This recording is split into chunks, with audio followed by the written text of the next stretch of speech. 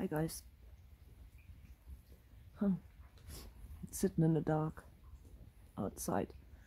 I've just been for a walk with my dog. I'm having the weirdest synchronicities imaginable.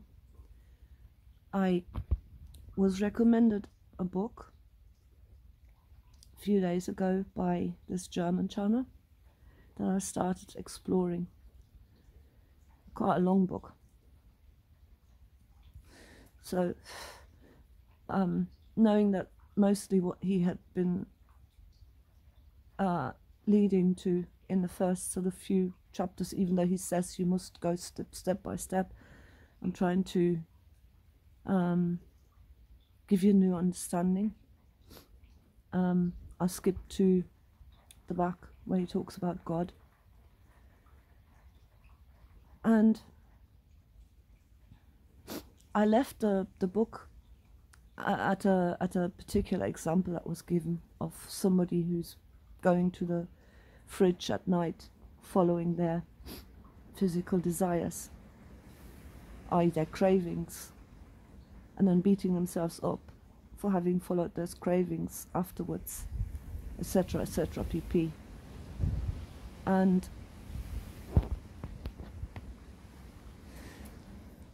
shortly afterwards, when I stopped reading, I went and clicked on the channel of the person who recommended the book and picked a random video, and the first thing he talks about is have you ever gone at 3 a.m. in the morning to the fridge and felt peckish?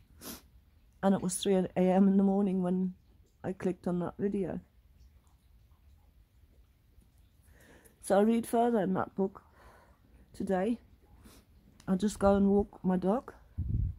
As I'm listening to this channel again, I am a little bit further in that video, and he describes how the dog is being led by its sensual desires all the time, like a little robot almost, following his nose. And he has this example of, have you ever, taken out a piece of cheese and see how the dog melts with its desires, becoming that cheese in effect once it's in his mouth. He's all cheese, And as I'm listening to that, I'm walking my dog and it's getting dark, and every time it gets dark, my dog is following his senses, and he has this penchant of following his nose and following all the smells that he smells, and sometimes he goes off on me, and then I'll get into a state of panic that he's not coming back, blah blah. I know this. So I'm there constantly trying to get the attention of the dog, talking to him, calling him back, giving him a treat, telling him about the bully that we're going to play with at home, and I'm suddenly transposed into the feeling that that is exactly what we're like. So we're the dog, and God is constantly trying to get and keep our attention, putting little tidbits out there for us to find,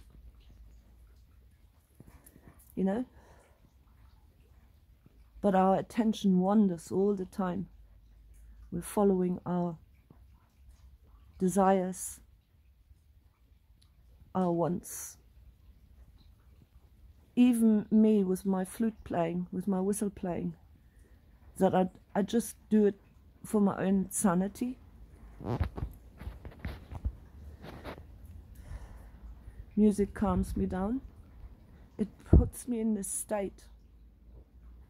I've since understood that when you learn to play an instrument, you engage both hemispheres of the brain. You enter a state of synchronization. And it's kind of self-stimulating, because the better you get, the more you get stimulating into wanting to do more and more and more. So it kind of becomes almost like an addiction. Now I do this to bring a little bit of the pleasure that I derive from hearing the sounds to you, but even that is an attachment still. So I'm reading about the Vedic scriptures, talking about non-action. All the actions and the way that they perceive that we were ridden by the gunas, just as the dog is ridden by the gunas. The gunas are all these desires. They ride our senses. We think we have free will, but we don't. Not until we reach this state of transcendence, where we learn to observe, to understand we are not this body, to understand that this world is Maya, that it is impermanent, but that there is a permanence out there to be found, which is to be found inside as well. This state of transcendence. And the middle path is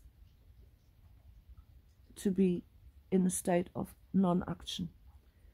I realize the importance of this book, of that last chapter of it.